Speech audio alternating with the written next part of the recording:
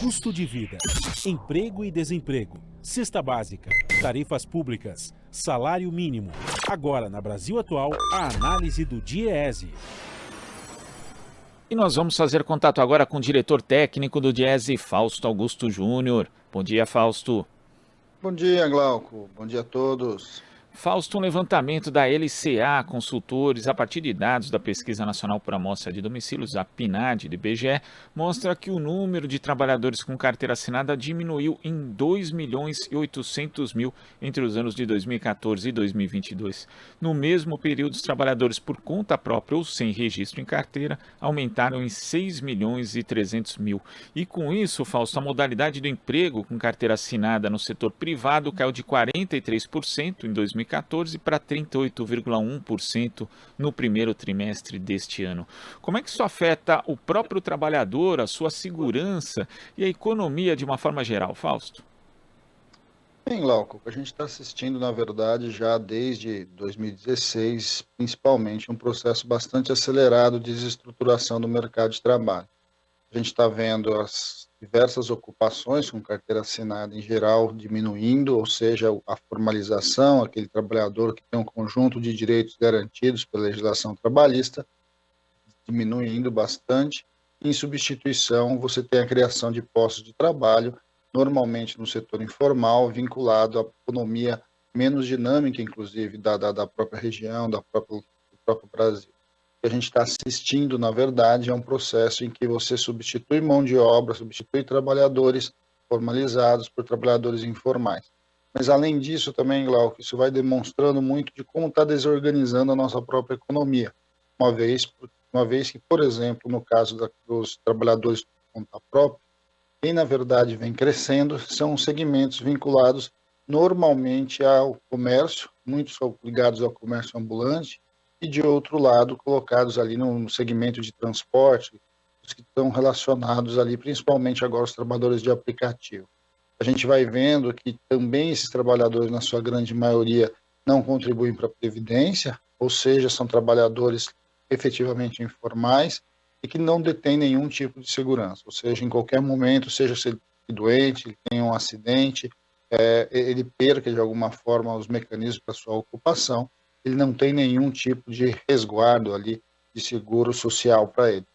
A gente está assistindo também, Glauco, do ponto de vista aí sim do trabalho formal, uma redução porque as vagas de trabalho nos setores historicamente estruturados, como por exemplo a indústria, vem caindo. O mesmo vem acontecendo com construção civil, o mesmo vem acontecendo inclusive com algumas áreas do setor de serviços e do setor de comércio. A gente vê um enxugamento dos trabalhadores das vagas formais e um aumento aí do que nós chamamos aí do tal do trabalhador por conta própria por necessidade, né? Ou seja, ele na verdade ele não empreende, ele simplesmente precisa gerar algum tipo de renda para sua família e aí ele se lança, quando se vê desempregado, a esse mercado bastante precário, com bastante dificuldade. A gente vê também que normalmente esse trabalhador ele tem uma renda média menor do que o trabalhador assalariado, então nós não estamos falando só de direitos, estamos falando que o conjunto desses trabalhadores por conta própria também ganham menos e tem menos condições de adentrar o próprio mercado de consumo. É sempre bom lembrar que quando esse trabalhador perde a sua capacidade ali de renda e de ter estabilidade de renda, ele perde acesso ao próprio mercado consumidor, ao mercado financeiro, a possibilidade de financiar um bem, a possibilidade de fazer uma compra diferenciada, principalmente aí no mercado aí de bens de consumo semidurável, consumo durável. De alguma forma, a gente vai vendo que a nossa economia vai empobrecendo e o mercado de trabalho vai se desorganizando. Agora, além desse impacto na economia, no mercado consumidor, isso também acaba dificultando a própria negociação coletiva das categorias formalizadas, já que os salários dessas pessoas que empreendem por necessidade, digamos assim, acabam puxando, de uma forma geral, o rendimento salarial para baixo, Fausto? Bem, aí nós temos outras dinâmicas, né, Glauco? A gente, na verdade, vem com uma economia andando de lado há bastante tempo e com uma inflação que vem subindo, né? Já está na casa dos 2 dígitos aí do segundo ano consecutivo. Quando você tem uma inflação alta e uma economia que está bastante dificuldade para retornar, de fato, ao seu crescimento, você tem dificuldades para efetivar reajustes salariais em geral, você tem dificuldades para que, de alguma forma, você vá aquecendo esse mercado de trabalho como um todo. Não tem muita saída, Glauco. Assim, você tem dois movimentos que a gente precisa lidar.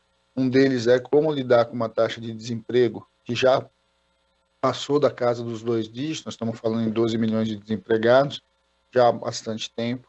Trabalhadores desempregados que ficam, em média, até 2 anos desempregados, ou seja, uma pessoa que perde o posto de trabalho hoje, chega a levar 2 anos para encontrar um outro posto de trabalho, e aí é nesse caminho que ele vai acabar entrando nesta lógica aí do conta própria e da informalidade, e que, de alguma forma, você não tem pouca capacidade, pouco dinamismo econômico para mudar essa situação.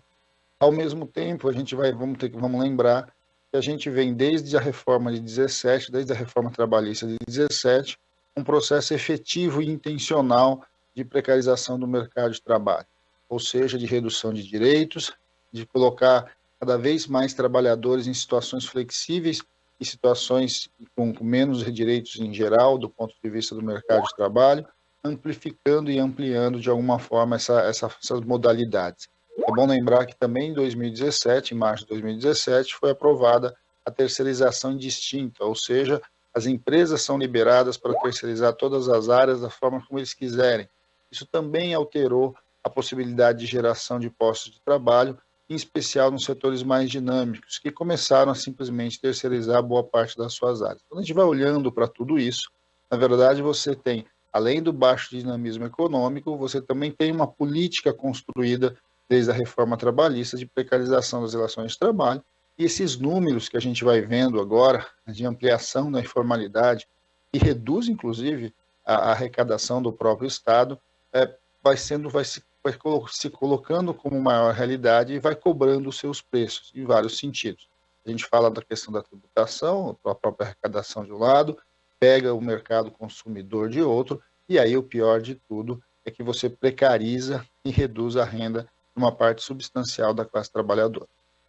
E é esse aspecto que eu queria perguntar também, Fausto, porque a precarização, como você falou, ela acaba prejudicando possíveis ações do poder público para conter a pobreza que vem junto com essa precarização e esse aumento da informalidade, já que diminui a arrecadação dos impostos em geral, o FGTS fica descapitalizado, não pode financiar programas de habitação e saneamento, que também poderiam ser iniciativas importantes no sentido de gerar emprego e renda, e além disso o caixa da Previdência também diminui, e a gente sabe o quão importante é o sistema previdenciário, principalmente para cidades pequenas e médias no Brasil. Ele acaba sustentando boa parte da economia desses lugares. É um efeito bola de neve esse aumento da precarização e da informalidade que acaba piorando as condições de todos e também acaba inibindo a possibilidade do poder público agir para incidir nessa realidade, Fausto? Bem, esse é o círculo virtuoso, o ciclo vicioso, né, que a gente tem aí do processo de informalização e degradação do mercado de trabalho.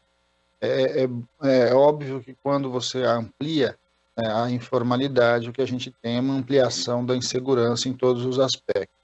O trabalhador que não tem carteira assinada, que não contribui para o sistema de seguridade social, para o INSS, ele muito provavelmente dificilmente vai se aposentar. Vamos lembrar que, inclusive, a reforma da Previdência de 2019 dificultou ainda mais o acesso à aposentadoria. Significa que nós estamos contratando, né, para um futuro não muito distante, uma quantidade bastante de pessoas idosas que muito provavelmente não vão ter nenhum tipo de segurança ali do ponto que vai custear, que vai minimamente garantir a sua sobrevivência nos períodos de velhice.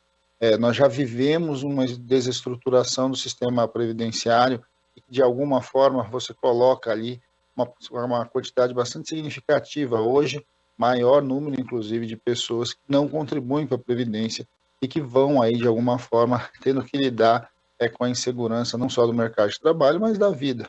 Como eu disse, ficar doente, engravidar, de alguma forma sofrer algum tipo de acidente, não tem nenhuma seguridade social. Quando a gente vai olhando para tudo isso, a gente vai vendo como o mercado vai se desorganizando. E aí não tem jeito.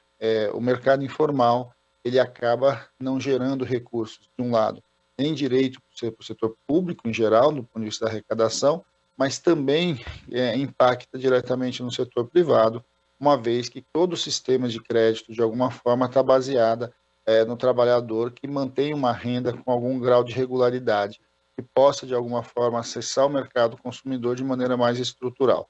Quando a gente vai juntando tudo isso, a gente vai vendo que o Brasil vai se transformando num país em que, de alguma forma, direitos em consumo é restrito a um grupo bastante pequeno e cada vez menor da nossa população. Quando a gente vai olhando para isso, a gente vai entendendo como é que nós chamamos aí de desigualdade social, vai se construindo e vai se perpetuando. A estrutura do mercado de trabalho ela é fundamental para a gente, de alguma forma, enfrentar as principais mazelas do nosso país, e uma delas, a principal delas, é a desigualdade social. Desigualdade que, como você mencionou, infelizmente só aumenta, Fausto, e precisamos, né, discutir isso para que haja um mínimo de reversão nesse cenário. Fausto, muito obrigado pela sua participação aqui no Jornal Brasil Atual de hoje. Até a próxima.